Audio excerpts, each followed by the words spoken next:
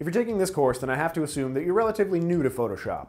I'm sure you've probably heard someone use photoshopped as a verb, as in, man, there's no way that that guy could have a beard that epic, it must have been photoshopped, because no one would possibly take the time to carve in those stripes.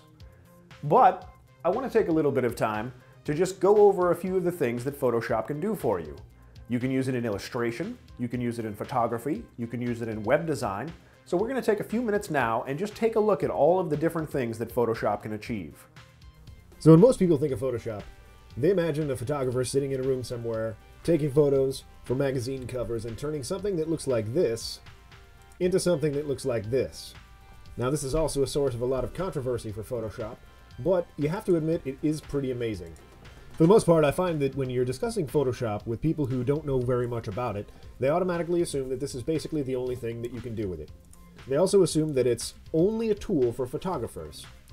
And, while yes, there are a lot of photographers who use it to change a scene like this into a scene like this, there are many uses for Adobe Photoshop. So this video I'm going to take you through a couple of the different things that you can do with Photoshop. Some of them you may not have known possible. Alright, so the example on the left is what's known as image manipulation. And you can see that right at the bottom here where it says image manipulation. It's where you take an existing photo and you use Photoshop to change it, where you adjust the colors, move things around, add elements from other photos, and you turn it into a work of art that more fits your vision. It's kind of a cross between painting and photography, because you're not using elements of paint to create your work, you're using elements of photo and blending them seamlessly in with other elements, changing them, color manipulation, etc. The image on the right, as you can see, most of the human elements on the before picture have been eliminated, as well as this obnoxious sign here on the beach proclaiming that no dogs are allowed to swim here. And the colors in the image have been slightly brightened and tweaked a little bit. Let's take another quick example of straight color correction. This image is actually not the original. Now at first glance it looks like something you could have taken on your home camera, but the actual home camera image is right here underneath. And as you can see, the color is really yellowed out.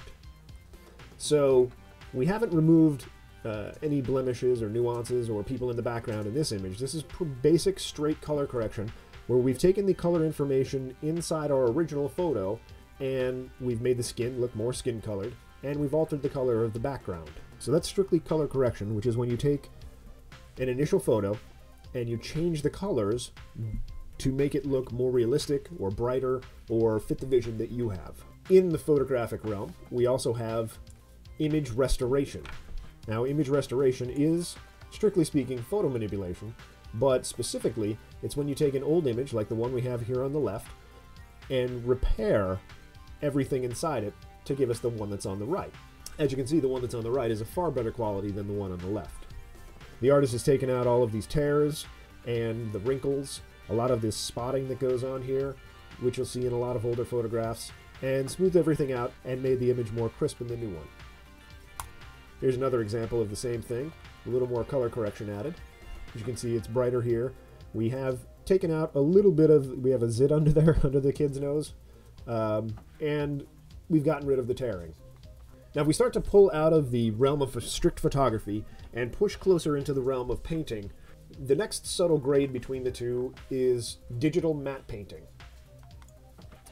Now, you've seen digital matte painting quite a bit if you've watched any sort of movie. This right here is a combination of painting with either traditional paints or digital paint in Photoshop and photography. We've taken some photos in the background here. We've got this castle. Some of these are photographic elements and some of them are paint. We have a couple of these. These are typically used in film when you have your characters in a background that doesn't exist. Sure, it's easy to build a cottage or some small set, but if you wanted to build a huge landscape, then, you know, it takes nature millions of years to build the mountain, so you can only imagine how long it would take a small construction crew. It's way easier to just paint it. And this here, being a combination of paint and photography, is a good enough painting that our eyes are fooled when you put it in the background into thinking that it's just part of the set. Here's another more modern one, a cityscape. And you can see there are a couple of sort of flying ships here composited into the image as well. In film, obviously, anything that's moving, the smoke here would be animated, the ships would be animated. It wouldn't be just like, hey, look at the background, there's a bunch of ships hovering in midair, and they're blurred out as though they're moving. If we come back here and we start talking about magazine covers, not only can you manipulate and create the images for the cover of the magazine, but you can also create the layout of the magazine itself. This is more of a brochure layout, but you can see how real easily some of the elements here can be added into a magazine layout. Which brings me to my next point, which is design. And you can do a lot of design within Photoshop. Some of this has probably been done in Illustrator, because Illustrator gives you more exact lines, and a lot of logo design is actually done in Illustrator because Illustrator produces vector artwork, which is infinitely scalable. Here are just some more logo designs. So what else do we have in design? Well, I bet you didn't know this. Fashion design is often done in Photoshop. Sure, this looks like a cartoon character, but this would be the initial concept for this line of clothing. And of course, once we start talking about concept design, all sorts of things begin to play in the mix. For instance, here is a concept design for a futuristic Audi hovercraft. Here we have concept design for an outfit, presumably for a video game. More automobile concept design. Character design. Movie set design. This would probably be handed then over to a 3D department or a digital matte painter, and then they would create this set for a movie. More character design. All sorts of things. These will generally be, here's more fashion design for you. These will generally be the preliminary drawings that will take place in pre-production on a video game or in the fashion industry or on a movie set. And this is referred to as concept design because this is somewhere between a completely finished illustration and a concept that can be easily changed. As you can see over here on the left, we have different silhouette forms, and these are essentially initial sketches so we know what this creature is going to look like in silhouette, which we'll talk about later in the design series, the importance of silhouette. One step past concept design is going to be illustration, which also can take several forms. These next few that I have to show you here are book and magazine covers. There's a book cover right there for you. So illustration would be that concept design taken an extra step further and completed in a finished drawing, which would then go to print. We would have possibly, you know, along the top or along the side here, you'd have the name of the book and any other sort of type that had to go in there. We make the difference between illustration and concept design almost solely in the completed aspect of the work. Concept design is illustration where we're trying to draw out ideas, and illustration proper is those ideas realized to their fullest extent. Even though a couple of these aren't in Photoshop, this is one of my favorite illustrators of all time, Norman Rockwell.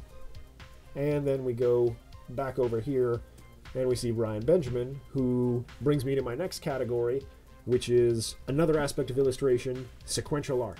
And specifically here I'm talking about comic books. In modern times, comic books are almost entirely completed inside Photoshop, from the initial sketches to the layout of the various pages to the coloring. All of the lettering here that you'll see probably done in Photoshop or a similar software. And this is another one of my favorite comic book artists, Travis Charest. Anyway, I'll cover my last area of Photoshop right now, which is web design. Almost every aspect of web design, with the exception of the coding itself, can be done inside Photoshop. From the initial layout, which is what you're going to see here, to all of the images in Photoshop, all of the little buttons, the icons cropped in Photoshop, if not entirely made in Photoshop, like is probably the case with this easel here on the right. These little arrows, quite possibly made in Photoshop and exported out. So just about every aspect of web design goes through Photoshop in some way. Anyway, that's quite a lot to take in, and believe it or not, I haven't even talked about everything you can do with Photoshop. I've just tried to cover all of the basics for you and expand your mind a little bit, and now I hope you have a better idea of everything you can do with Photoshop. The purpose of this course is to provide you with the very basic foundation of how to use Photoshop, and then as we move into further courses, we're going to show you how to do each one of these things individually, at least in part, so that you can decide where you want to go with Photoshop and how to get there. So that's all for now. Please remember to comment, rate, and subscribe below, and send any questions that you might have to requests@mahalo.com. Thanks for watching.